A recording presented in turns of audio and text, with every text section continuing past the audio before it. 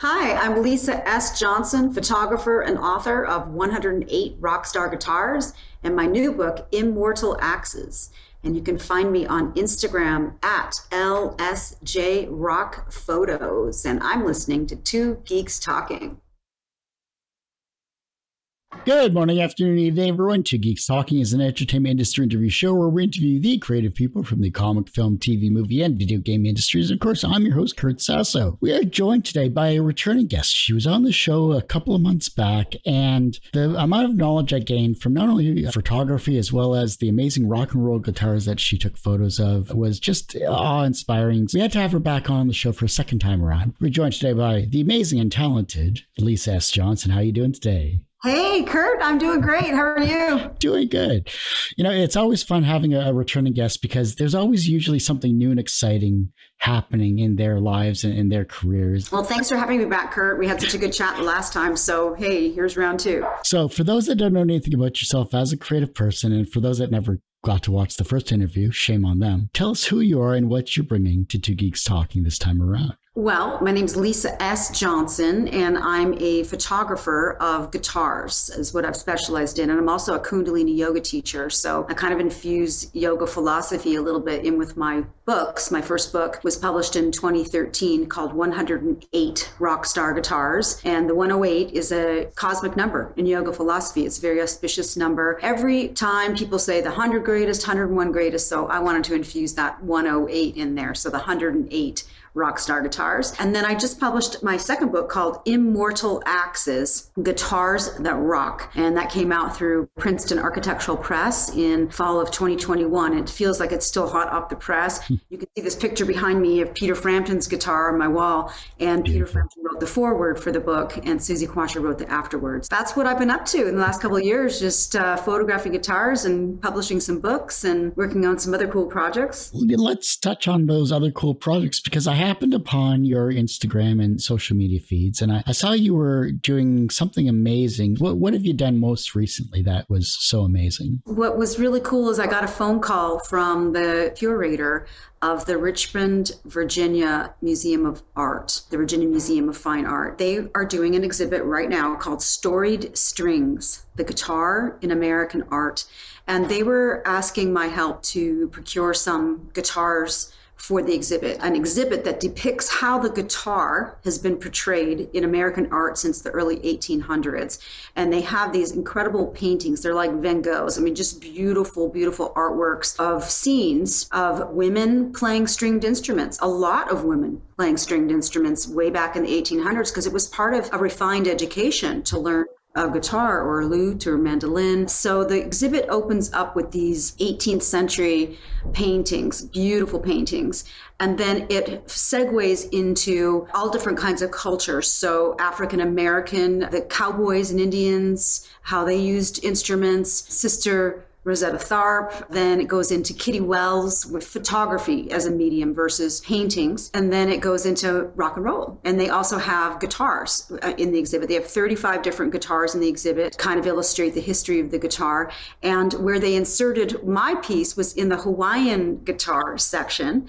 And I have another little Hawaiian guitar hanging up behind me here too that I've had for years. I got at the Dallas Guitar Show years ago. So I've always loved Hawaiian guitars, and I got to photograph Elvis Presley's little Hawaiian parlor guitar that he used in the movie Blue Hawaii. They wanted that image for the exhibit, and I had a diamond dust print, G clay print that's got glass in it, so it sparkles when you walk by, and it's absolutely beautiful. It is also in their book, which is Storied Strings, the Guitar in American Art, and you can buy this book on their website, Virginia Museum of Fine Art.com, VMFA.com, I believe it is. And it's a beautiful book about the history of the guitar. And it shows you these incredible paintings and guitars.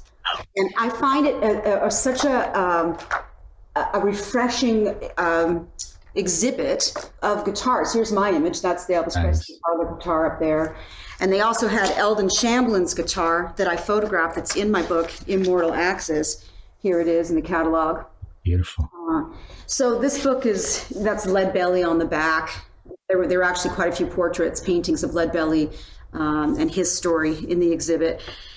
And it's just a different journey because, we've all heard about the Metropolitan Museum of Art, how they did that amazing exhibit of guitars called Play It Loud a couple of years ago. And then it went to the Rock and Roll Hall of Fame. And I photographed a lot of guitars in that exhibit. And of course, it's jaw-dropping. It's astounding to see all of those incredible guitars in one exhibit. What's different about Storied Strings, the guitar in American art, it's paintings of how the guitar was depicted through the years. It's the great American icon. So I'm honored to be in that exhibit very, very much. It's just a thrill. And this whole exhibit will actually be moving to Nashville in April of 2023 to the Frist Museum in Nashville. So it's not getting just one show, it's getting two major shows. So I'm just super excited to be a part of it. Well, that's awesome. It was something that I got to appreciate in my education early on, which was art history and contemporary as well as practical. Being across from Detroit, we got to see the DIA and the Contemporary Museum of Art there as well, too. So it was amazing to see the history and the richness of culture from different societies. As well. I have to show these images. Look at this beautiful painting of this woman playing the guitar with a young girl watching over her. And here's another one of a woman playing some kind of a stringed instrument. Mandolin. Just so elegant. It's regal. This exhibit is regal. The paintings are just beautiful. I love this one. This is one of my favorite pieces. Big painting, because it reminds me of me as a little girl, with my dad with the guitar, but it's with a woman, with a little girl with the guitar. So it's just a completely different take on a guitar exhibit. So I highly recommend it if you can go see it or to get this book. This is a great gift item as well. Someone who loves guitars and wants to see a unique take of the guitar. This is a fantastic book. $60 on their website. Yeah, and it looks fairly thick as well, too. So definitely a great gift. It's not as thick as my book. No. This is mine. I love that cover. That's just amazing.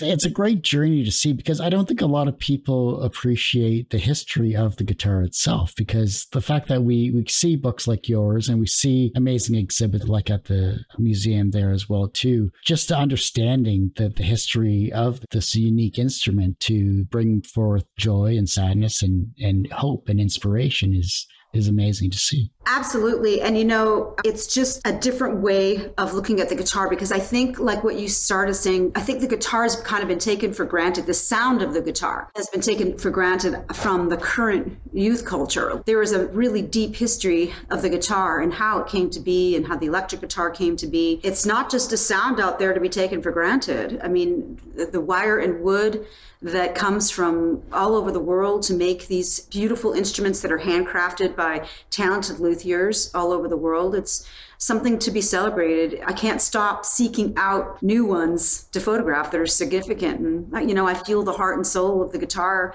in me, I guess, because I grew up with the sound of it with my dad playing guitar. So. Looking at this exhibit in the museum itself, and then looking at the books that you've created as well, too, anything that we didn't get to speak on in the first interview that just is awe-inspiring, not only as a photographer, but as a lover of music? I think everyone always wants to know, what's the most famous guitar you photographed, So, you've got Jimmy Page, of course, and Billy Gibbons and Jeff Beck and all the heavy hitters, Everyone asks about those guys. There's so many other really talented guitar players that have made a name for themselves that don't get asked about as much. Like I hardly ever get asked about, Roger Steen, for example, from the Tubes. And he's a phenomenal guitar player.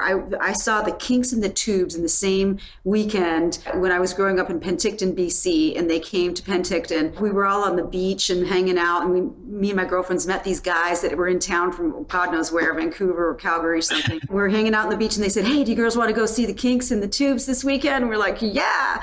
So that's how I got turned on to them. And years later, and when was it? 2008, Roger Steen came into Gore Hills and played, and I got to photograph his guitar, one of which was run over by a food truck at the airport as he saw the guitar case coming off the conveyor belt. As it was coming off, it fell off the conveyor belt and the food truck ran over it. 3 years later and several $1,000s later, he had the guitar repaired and it's still in his arsenal. It was his number one. Now it's his number two, but it still looks mighty fine. And then he also has this really cool Sweegle guitar, which I'd never heard of before, that he plays with. There weren't that many of those guitars made. One was handcrafted for him by the Swedish luthier. So that, if you may not recognize the name, it's because it's Swedish. It's Sweegle guitar. And it has unique positions of the knob locations, the guitar shape in and of itself. So you can look at this book, Immortal Axes, as a way to discover some new guitars that you may not have ever seen before. And also you get to see historical guitars or basses, like John Entwistle's bass is in here. I do a piece on The Who where we've got John Entwistle's 1960s Gibson Thunderbird. So people hear guitar and they forget to ask me about the basses.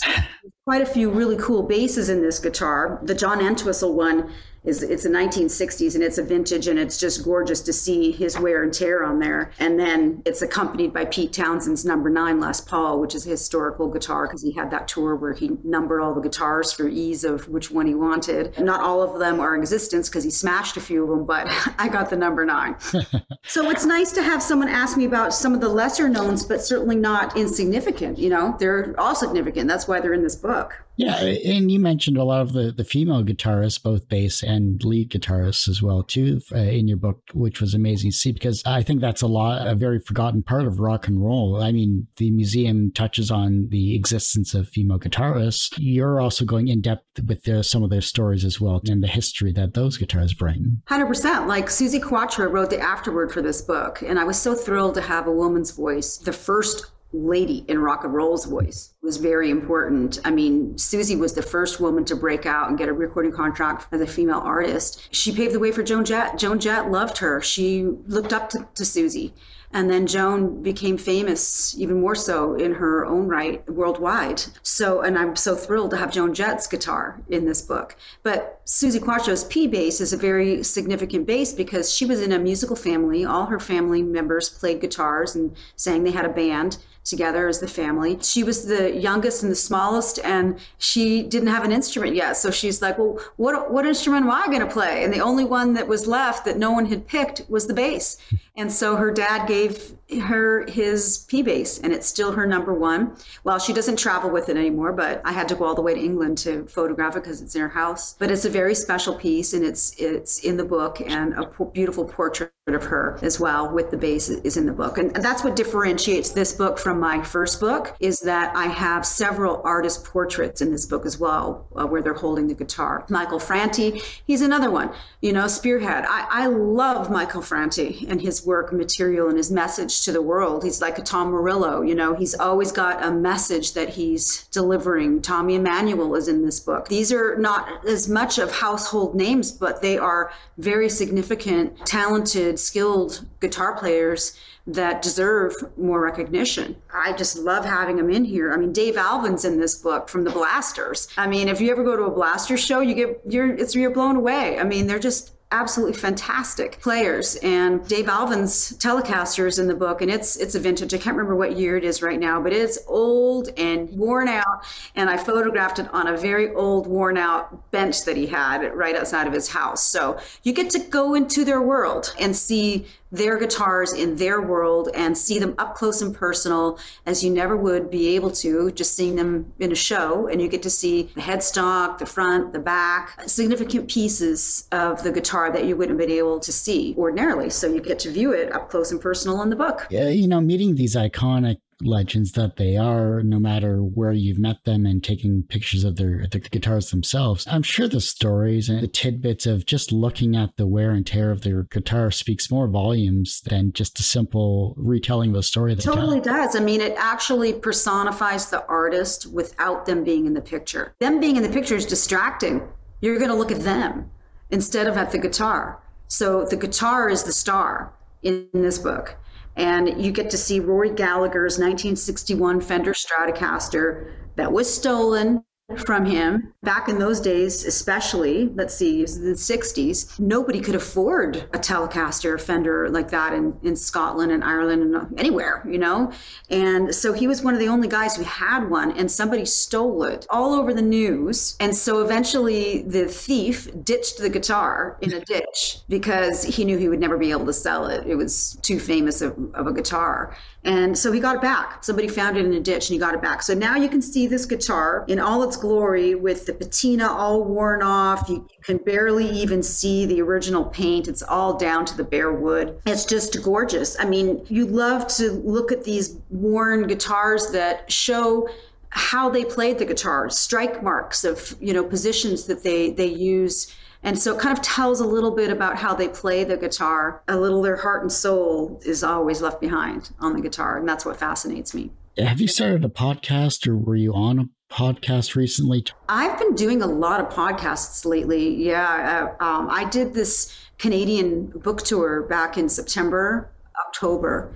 So I've been doing a lot of different interviews and podcasts. So yeah, you may have caught me somewhere. Did you do a seminar as well? A seminar, but I'm going to be doing a seminar actually up in Canada in end of February in Toronto. I've been invited to be a speaker at Guitar Symposium hosted by David Barrett. You can check him out on his Facebook page, David Barrett.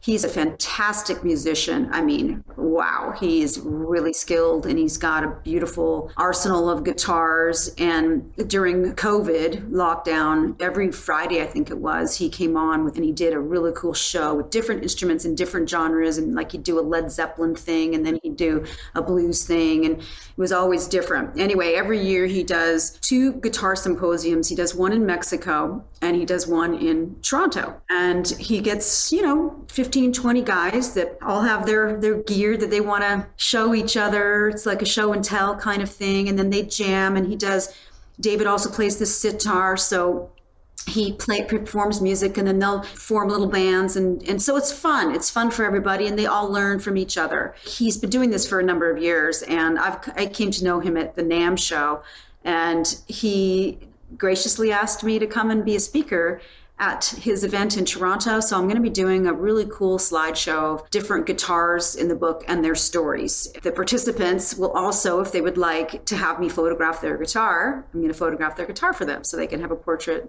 of their beautiful axe, something unique and different.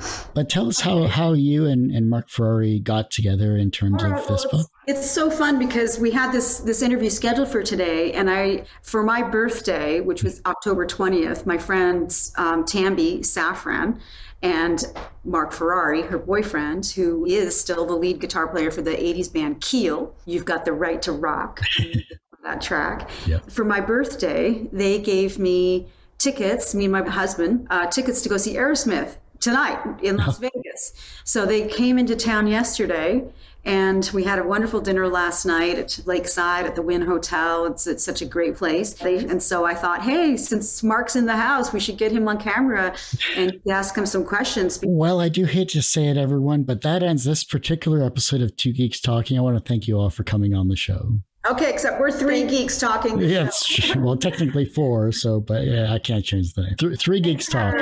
If anyone wants to get my book for a holiday gift, you can order it on Amazon. Yes. If somebody orders the book and they want to gift it for Christmas, or if it's just for themselves, they can send me a direct message on Instagram, and I will send them a signed book plate. So it's got the art of the book cover on it, and then I will sign it to Joe, love Lisa S. Johnson on there. Just send me a direct message on Instagram at LSJ Rock Photos, and just say, hey, I got your book. Can you send me a signed custom signature book plate? And I will send it to you. And then it's a sticker. So on the back, you just peel off the back and you stick it in the book. So you have a signed book. So I'm at at LSJ Rock Photos on Instagram. Well, like I said, that ends this particular episode of Two Geeks Talking. You can, of course, find this interview and 1,000 plus others, quite literally, on our website, tgtmedia.com or twogeekstalking.com. That's the word two, not the number two.